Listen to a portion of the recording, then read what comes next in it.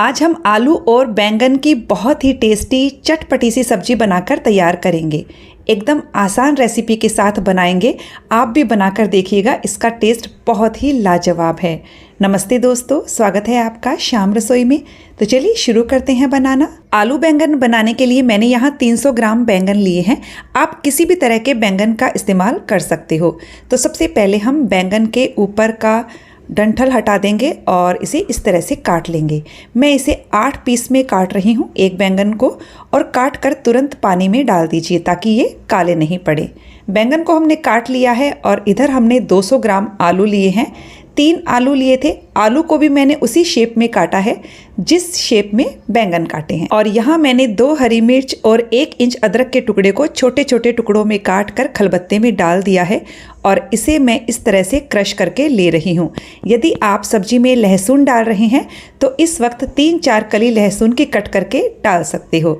तो इस तरह से क्रश करके लेंगे तो सब्जी बहुत ज़्यादा टेस्टी बनेगी। तो चलिए, ये भी तैयार है।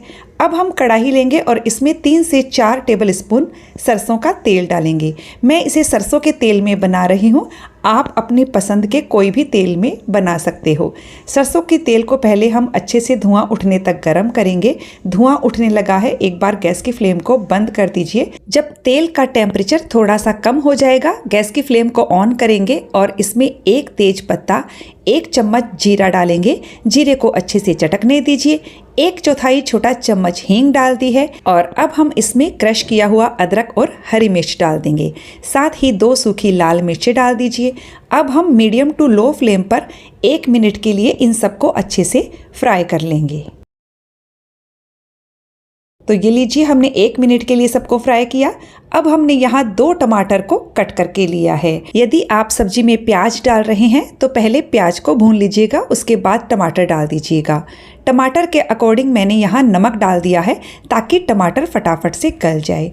अब हमने गैस की फ्लेम को मीडियम कर दिया है। टमाटर को सॉफ्ट होने तक पकाएंगे। ये देखिए, हमने टमाटर को थोड़ा सा ही पकाया है।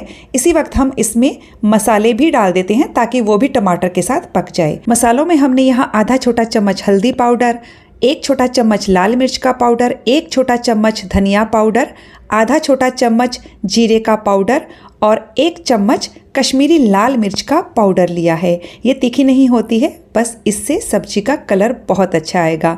अब हम मसालों को टमाटर के साथ अच्छे से भूनेंगे जब तक टमाटर एकदम बढ़िया से सॉफ्ट नहीं हो जाते हैं। तो मैं इसे कंटिन्यू चलाते हुए मीडियम फ्लेम पर भून रही हूँ। और ये देखिए, टमाटर एकदम बढ़िया से सॉफ्ट हो गए हैं। तो बस इस वक्त हम इसमें आलू डाल देंगे। आलू को हम 2 से 3 मिनट के लिए मसालों के साथ अच्छे से भूनेंगे।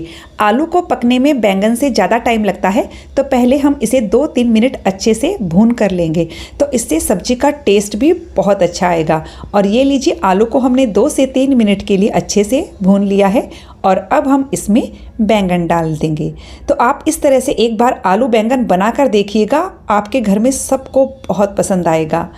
और अब हम बैंगन को भी पहले अच्छे से मिक्स करेंगे और 1 मिनट के लिए इसे भूनेंगे। तो पहले मैं इसमें और नमक डाल देती हूँ, क्योंकि पहले हमने केवल टमाटर के हिसाब से ही नमक डाला था।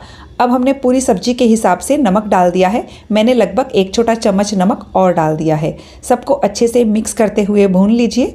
और ये लीजिए, सारी चीज़ें अच्छे से मिक्स हो गई है। बैंगन को भी 1 मिनट के लिए भून लिया है। अब हम इसमें लगभग 1 कप पानी डालेंगे। यदि आपको थोड़ी सी ग्रेवी चाहिए तो आप इसमें थोड़ा पानी ज़्यादा डाल दीजिएगा, लेकिन मैं इस सब्जी को लटपटी सी ग्रेवी वाली बना रही हूँ तो ज़्यादा पानी ऐड नहीं कर रही हूँ।